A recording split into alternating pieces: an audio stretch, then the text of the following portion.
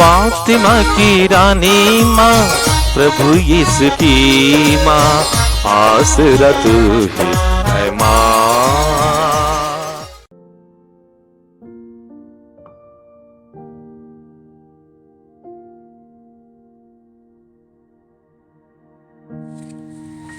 पहला पाठ नबी ईसायास का ग्रंथ, अध्याय 49, पद संख्याएं 1 से 6 तक। दूरवर्ती द्वीप मेरी बात सुने, हे दूर के राष्ट्रों कान लगा कर सुनो। प्रभु ने मुझे जन्म से पहले ही बुलाया, मैं माता के गर्भ में ही था जब उसने मेरा नाम लिया। उसने मेरी वाणी को अपनी तलवार बना दिया और मुझे अपने हाथ की छाया में छिपा लिया। उसने मुझे एक नुकीला तीर बना दिया और मुझे अपने तरकस में रख लिया। उसने मुझसे कहा, तुम मेरे सेवक हो, मैं तुम में अपनी महिमा प्रकट करूंगा। इस प्रकार प्रभु ने मेरा सम्मान किया। मेरा ईश्वर ही मेरा बल है। मैं कहता था, मैंने बेकार ही काम किया है, मैंने व्यर्थ ही अपनी शक्ति खर्च की है। प्रभु ही मेरा न्याय करेगा, मेरा पुरस्कार उसी के हाथ में है। परंतु जिसने मुझे माता के गर्भ से ही अपना सेवक बना लिया है, ताकि मैं याकूब को उसके पास ले चलूं और उसके लिए इस्राएल को इकट्ठा कर लूं, वही प्रभु अब यह कहता है, याकूब के वंशों का उद्धार करने तथा इस्राएल के बचे हुए लोगों को वापस ले आने के लिए ही तुम मेरा सेवक नहीं बना। मैं तुम्हें राष्ट्रों की ज्योति बना दूंगा, जिससे मेरा मुक्ति विधान पृथ्वी के सीमांतों तक फैल जाए। यह प्रभु की वाणी है। ईश्वर को धन्यवाद। भजन अनुवाक्य। मैं तेरा धन्यवाद करता हूँ, मेरा निर्माण अपूर्व है। मैं तेरा धन्यवाद करता हूँ, मेरा निर्माण अपूर्व है। हे प्रभु, तू मेरी था लेता और मुझे जानता है। मैं चाहे लेटूं या बैठ जाऊं, तू जानता है। तू दूर रहते हुए भी मेरे विचार भांप लेता है। मैं चाहे चलूं या लेट जाऊं, तू देखता है। अनुवाक्य। मैं तेरा धन्यवाद करता हूँ, मेरा निर्माण अपूर्व है। मैं तेरा धन्यवाद करता हूँ, मेरा निर्माण अपूर्व है। तूने मेरे शरीर की सृष्टि की है, तूने मेरी माता के गर्भ में मुझे गढ़ा है। मैं तेरा धन्यवाद करता हूँ, मेरा निर्माण अपूर्व है। तेरे समस्त कार्य अद्भुत है। अनुवाक्य। मैं तेरा धन्यवाद करता हूँ, मेरा निर्माण अपूर्व है। मैं तेरा धन्यवाद करता हूँ, मेरा निर्माण अपूर्व है।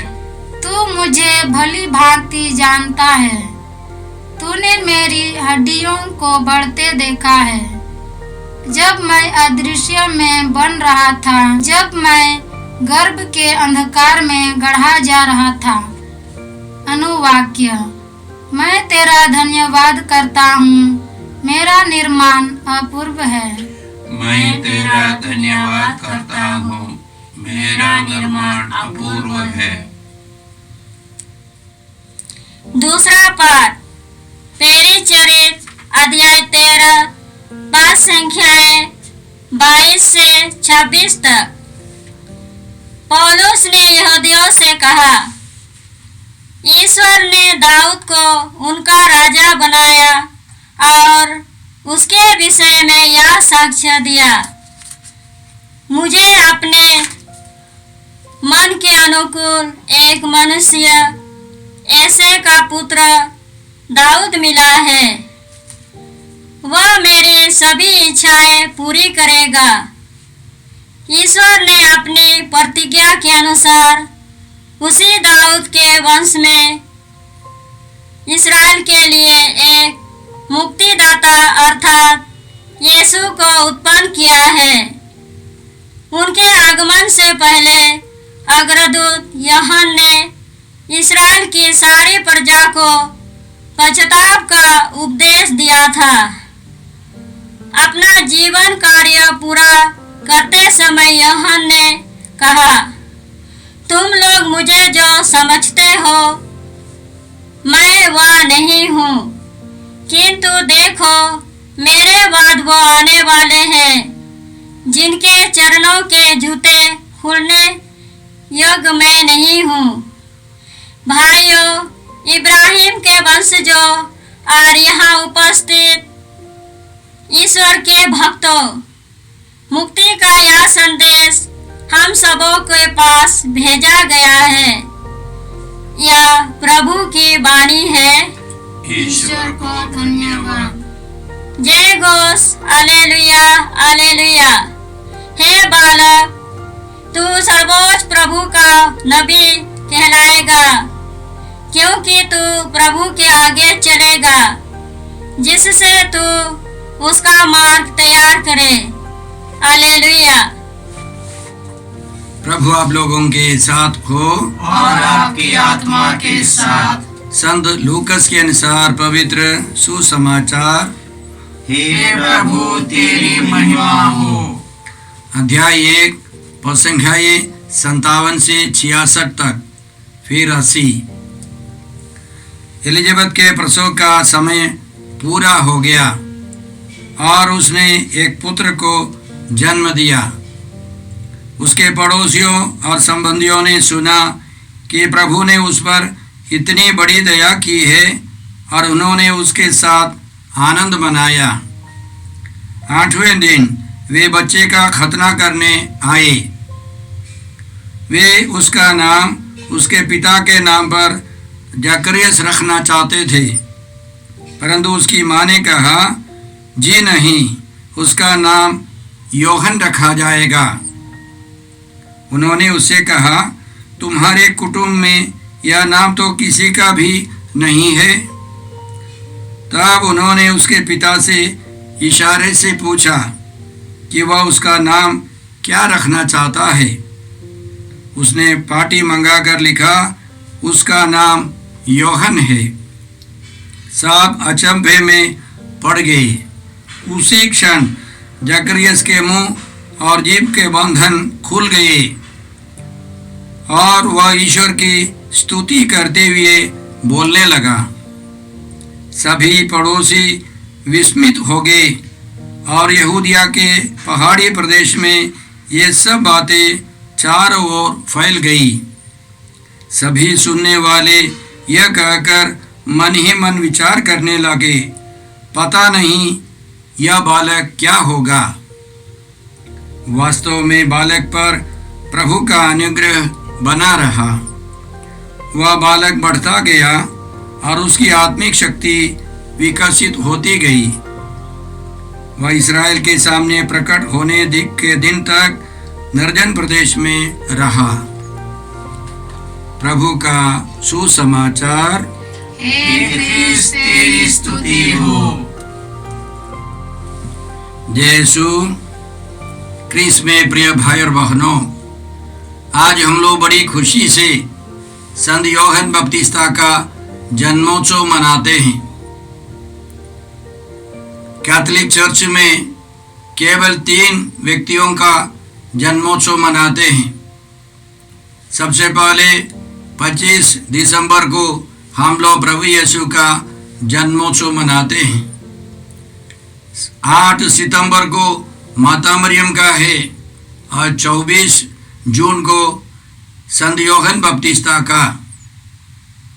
माता मरियम और प्रभु यीशु इस दुनिया में आए निष्कलंक होकर, बिना पाप के, लेकिन संत यूहन्ना जब गर्भावस्था में 6 महीने की गर्भावस्था में थे तो प्रभु यीशु ने, बालक यीशु ने उनको पवित्र किया, पवित्र आत्मा से भर दिया। और इसीलिए जब उनका जन्म हुआ तो वे भी, यूहन्ना भी पवित्र होकर इस दुनिया में आए। इसलिए हम लोग 3 व्यक्तियों को विशेष रूप से याद करते हैं। और इस जन्मोत्सव के अवसर पर संत यूहन्ना नामक वो महान व्यक्ति के बारे में हम मनन करें। संत यूहन्ना और प्रभु यीशु के जीवन में बहुत सारी समानताएं हैं। यूहन्ना और यीशु के जन्म के पहले स्वर्गदूत ने उनका नाम दिया था। जकरिया को बताया था कि उस बालक का नाम यूहन्ना रखना है। माता मरियम और संत यूसुफ को स्वर्गदूत गाब्रियल ने बताया था कि ईश्वर के पुत्र का नाम यीशु होगा। यूहन्ना का मतलब है ईश्वर से कृपा प्राप्त और यीशु का मतलब है मुक्ति देने वाले, पापों से मुक्ति देने वाले। और दोनों ने स्वर्ग राज्य के लिए अथक परिश्रम किया और दोनों को अपना जीवन कुर्बान करना पड़ा। यूहन्ना मर गए लेकिन यीशु मरने के बाद जी उठे। यूहन्ना केवल एक मनुष्य का पुत्र है, यीशु सच्चा मनुष्य, सच्चा ईश्वर। वे दोनों रिश्तेदार थे। 6 महीने के फर्क है। यूहन्ना 6 महीना बड़े थे। और हम लोग यीशु के मुख से सुनते हैं इस दुनिया में आने वाले मनुष्यों में सबसे महान व्यक्ति संत यूहन्ना बपतिस्ता है। यह हम लोग पढ़ते हैं संत मत्ती के सुसमाचार अध्याय 11 में। वह इस प्रकार है। यीशु ने लोगों को समझाया यूहन्ना के बारे में। अध्याय 11 पद संख्या 10 से, यह वही है जिसके विषय में लिखा है, देखो मैं अपने दूत को तुम्हारे आगे भेजता हूँ, वह तुम्हारे आगे तुम्हारा मार्ग तैयार करेगा। मैं तुम लोगों से कहता हूँ, मनुष्यों में यूहन्ना बपतिस्ता से बड़ा कोई पैदा नहीं हुआ। यूहन्ना बपतिस्ता के समय से आज तक लोग स्वर्ग राज्य के लिए बहुत प्रयत्न कर रहे हैं और जिनमें उत्साह है वे उस पर अधिकार प्राप्त करते हैं। यूहन्ना तक के नबी और संहिता भी सबके सब राज्य के विषय में केवल भविष्यवाणी कर सके। तुम चाहो तो मेरी बात मान लो कि यूहन्ना वही एलियस है जो आने वाला था। तो यीशु क्या कहना है, इस दुनिया में आने वाले मनुष्य के रूप में जन्म लेने वाले सभी लोगों में सबसे महत्वपूर्ण व्यक्ति यूहन्ना बपतिस्ता है। वे यीशु के अग्रदूत हैं, यीशु की अगुवाई करने के लिए आए थे और उनके समान कोई मनुष्य नहीं है। सबसे बड़े नबियों में सबसे महान नबी है संत यूहन्ना बपतिस्ता। और उनका कहना है कि वह एलियस है या एलियस के मनोभाव से आए हैं। सब यहूदी लोग उन दिनों एलियस की प्रतीक्षा में थे, क्योंकि मलाकी के ग्रंथ अध्याय 3 पद संख्या 23-24 में लिखा है कि मलाकी की भविष्य के अनुसार एक महान व्यक्ति वो एलियस बहुत भयंकर संकट के समय उसके पहले ही वो आएंगे और पिता और पुत्र के बीच में मेल कराएंगे। ऐसी भविष्यवाणियां थी। इसलिए लोगों ने, इस्राएली लोगों ने प्रतीक्षा की कि एलियस आने वाले हैं। और उसके अलावा बाइबल पंडितों के अनुसार उन दिनों बहुत सारी कथाओं से मिथकों से लोगों ने विश्वास किया कि कुछ लोगों का पुनर्जन्म हो सकता है। जैसे हिंदुस्तान में लोग विश्वास करते हैं, या यवन देवताओं में इसी तरह का विश्वास था। तो उन लोगों ने सोचा कि एलियस आएंगे फिर। लेकिन यीशु का कहना था कि एलियस के मनोभाव से, उतने उत्साह से या उसे भी बड़े उत्साह से आने वाले यूहन्ना बपतिस्ता है। वे यीशु की राह तैयार करने के लिए, यीशु का रास्ता तैयार करने के लिए आए। उन्होंने पश्चाताप का उपदेश दिया। पश्चाताप करो और ईश्वर के पास लौट आओ। उनका कहना था ईश्वर का राज्य निकट आ गया है।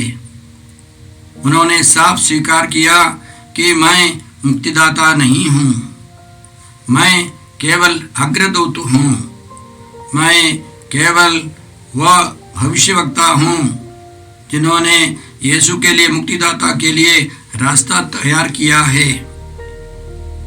तो हम इस महान संत या नबी या महान व्यक्ति के लिए पिता ईश्वर को धन्यवाद देते हैं।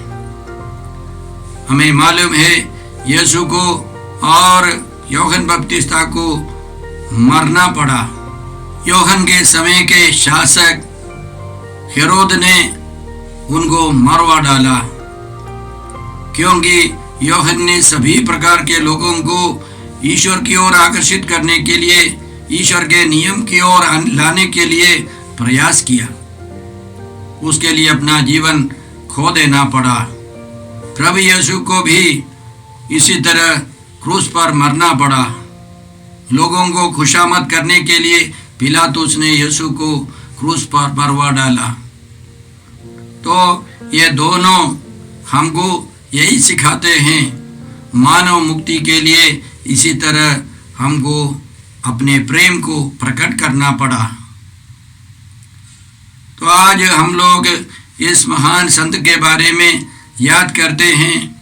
तो सबसे पहले हमारे पहले पाठ में हम लोगों ने सुना था कि यशायाह नबी के द्वारा ईश्वर के सेवक का कि जो दूसरा काव्य है उसे हम लोगों ने सुना था। वह इस प्रकार है। नबी यशायाह का ग्रंथ अध्याय 39 पद संख्याएं 1 से 6 में हम लोगों ने इस प्रकार सुना।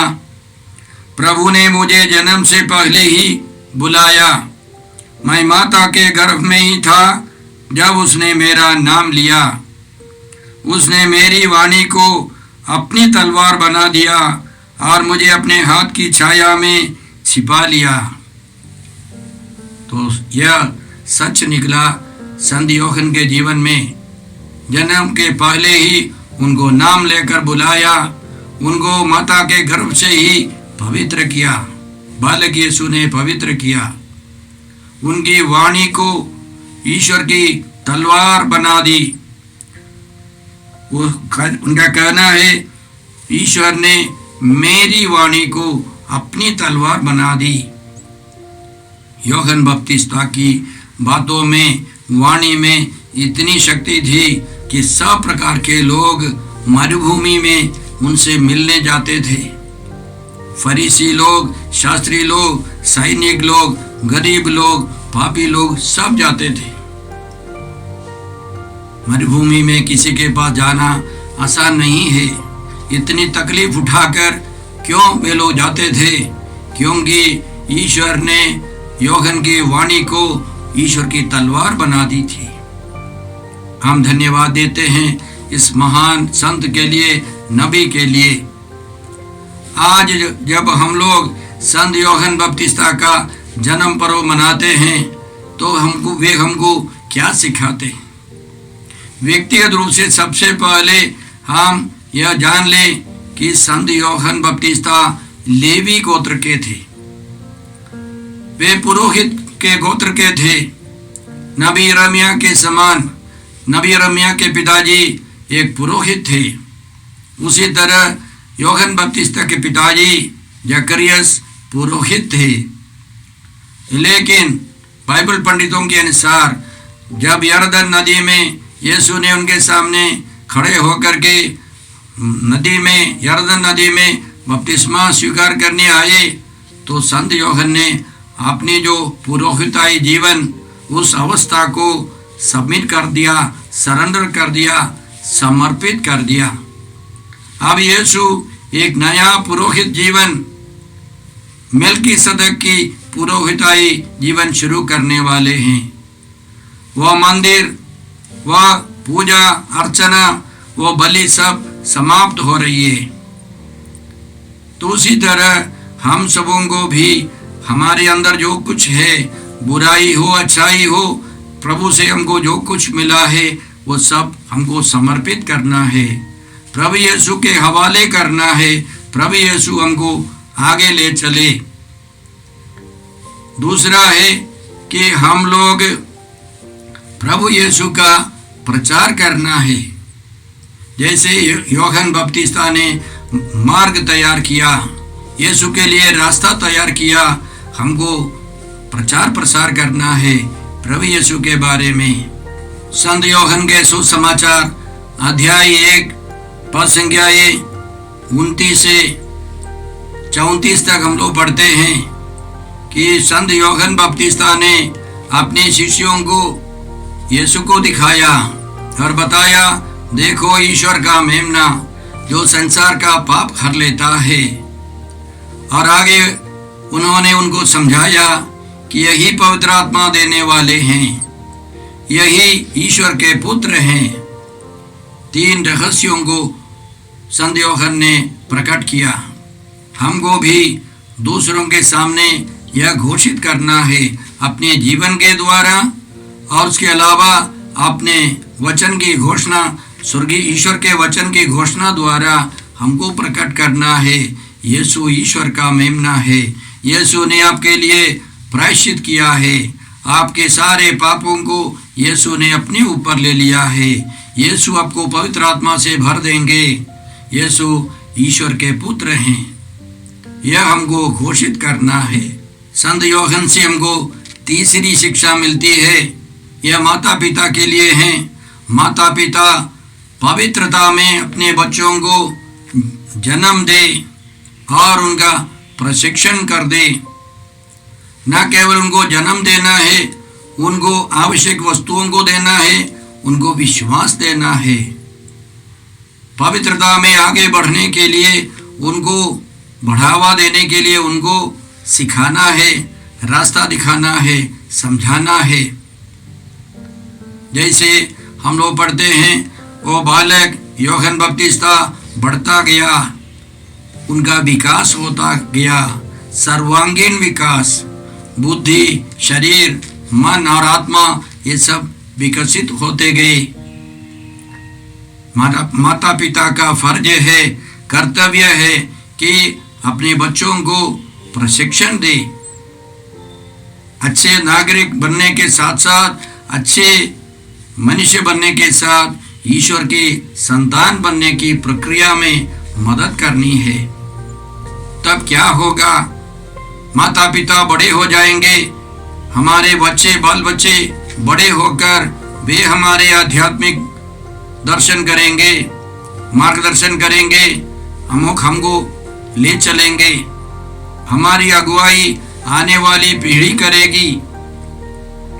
उदाहरण के लिए हाल ही में हम लोगों ने सुना है कि फादर्स डे, पिताजी का दिन, कुछ दिन पहले तो अमेरिका का एक प्रचारक, एक सुसमाचार घोषित करने वाला व्यक्ति मिस्टर स्कॉट हान, उनका साक्ष्य है कि वे पहले प्रोटेस्टेंट पास्टर थे, बाइबल सिखाते थे। उनको एक मिसा बलिदान में कैथोलिक चर्च में विश्वास मिला, विश्वास का वरदान मिला, और उसकी पत्नी का नाम है किम्बरली। दोनों ने शादी करके तैयारी की, उनके कई बच्चे हुए और वे कैथोलिक चर्च में विश्वास के साथ आगे बढ़े। अपने बच्चों को उन्होंने अच्छा प्रशिक्षण दिया। उनका कहना है हाल ही में उनका एक बेटा कैथोलिक चर्च में पुरोहित बना। जब वह बेटा पुरोहित बनकर घर लौट आया तो घर के सब लोग लाइन में खड़े होकर पाप स्वीकार करने लगे। उनका कहना है, मैंने भी मेरे बेटे के सामने घुटने टेक कर पाप स्वीकार किया। उन्होंने मुझे मार्ग दिखाया। उसके बाद मैंने महसूस किया कि मैं उनका शारीरिक पिता है, भौतिक पिता है, लेकिन मेरा बेटा अब मेरा आध्यात्मिक पिता बन गए हैं। मैं खुशी से भर गया हूँ कि अब तक मैं अपने बच्चों को शारीरिक रूप से पिता के रूप में मैं पेश आया। अब मेरा बेटा मेरे लिए आध्यात्मिक पिता है। और उनका कहना है, मैं बेहद खुश हूँ कि मैं जो नहीं कर सका मेरा बेटा कर रहे हैं। मैं समझता हूँ उनकी पत्नी, उस पुरोहित की माँ भी यही कहती होगी, मैं अपने बेटे के कारण बहुत खुश हूँ। मेरी खुशी की कोई सीमा नहीं है, क्योंकि वह अब मेरा आध्यात्मिक पिता है। तो भाई और बहनों, संत योहन या उनके पिता जकरियस और उनकी माँ एलिजाबेथ, ये सब हमको सिखाते हैं कि हमको पारिवारिक जीवन में पवित्रता में आगे बढ़ना है। जैसे हम लोगों ने सुना, उनके जन्म के समय उनके संबंधियों ने, उनके पड़ोसियों ने खुशी मनाई, आनंद मनाया, और धीरे धीरे उनका आनंद बढ़ गया, क्योंकि वह अब साधारण बच्चा नहीं है, अब वह नबी है, नबियों के से श्रेष्ठ व्यक्ति है, सबसे महान व्यक्ति बन गए हैं। तो हम लोग अंदाजा लगा सकते हैं, हम लोग कल्पना में देख सकते हैं कि उनके पड़ोसी, उनके संबंधी कितने खुश हो गए होंगे। तो हम लोग इस महान व्यक्ति से प्रार्थना करते हैं कि हम लोग भी अपने जीवन में उनके समान प्रभु के लिए काम करें। हमारे परिवारों में भी ईश्वर की शांति, पवित्र आत्मा की खुशी, आनंद बढ़ती जाए। हे पिता ईश्वर, हे प्रभु यीशु, हे पवित्र आत्मा ईश्वर, हम संत योहन बपतिस्ता के लिए तुझे धन्यवाद देते हैं। उनके समान हम लोग भी सब कुछ तेरे चरणों में समर्पित कर सके।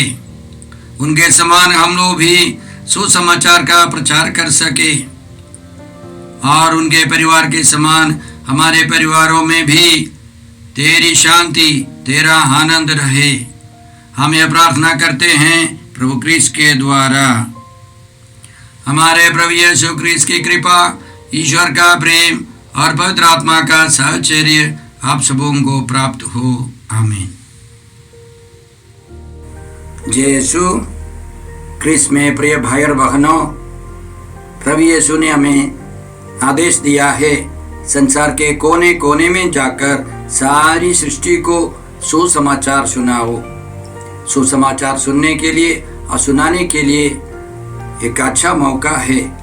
आप कृपया इस चैनल का सब्सक्राइब करें, लाइक करें, शेयर करें, बेल आइकन दबाएं, ताकि यहाँ की नई वीडियोस की सूचना आपको मिलती रहेगी। साथ साथ आप दूसरों को भी प्रेरणा दें इसका सब्सक्राइब करने के लिए। याद रखें, कल के मिसा के दैनिक पाठ और उस पर टिप्पणियाँ आज ही दोपहर के बाद हम लोग अपलोड करते हैं। कृपया आज ही उसको सुनकर कल की तैयारी करें। प्रभु यीशु आपको और आपके परिवार को 100 गुनी आशीष देंगे। जय यीशु।